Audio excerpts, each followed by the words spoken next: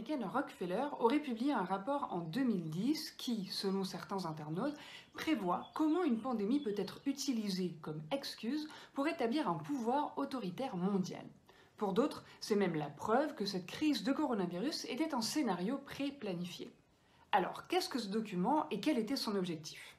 Première chose, il existe bel et bien ce rapport, la Fondation Rockefeller nous l'a confirmé. En 2010, elle publie avec un partenaire Scénario pour le futur de la technologie et du développement international. Le rapport établit 4 scénarios.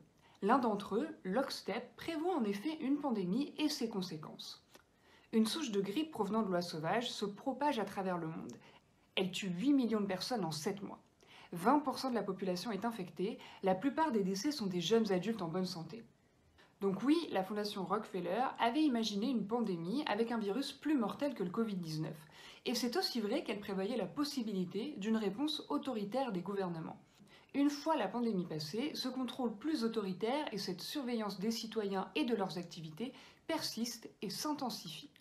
Nous avons retrouvé un expert qui a travaillé sur ce rapport en 2009. Il nous explique comment ces 4 scénarios ont été élaborés. We basically took an axis and we said, this is authoritarianism or democracy. We don't know if it's going to go up or if it's going to go down. So we're just going to have that as a spectrum. You have to test your world based on how it reacts to a shock.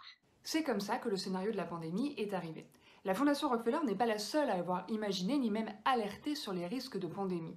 Ce rapport annuel du renseignement américain alertait par exemple en 2018 sur les risques de propagation à grande échelle d'un coronavirus.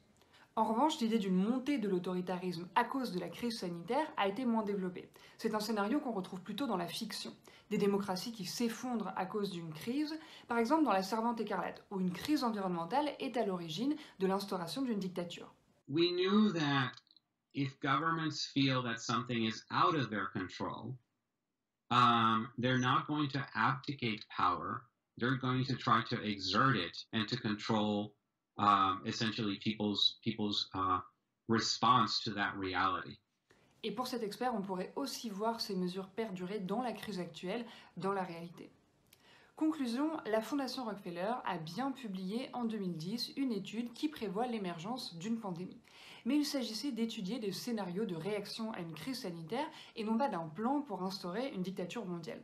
Pour cet expert qui y a participé, ce rapport alertait même à l'inverse sur les risques que pourrait faire peser une telle crise sur nos démocraties.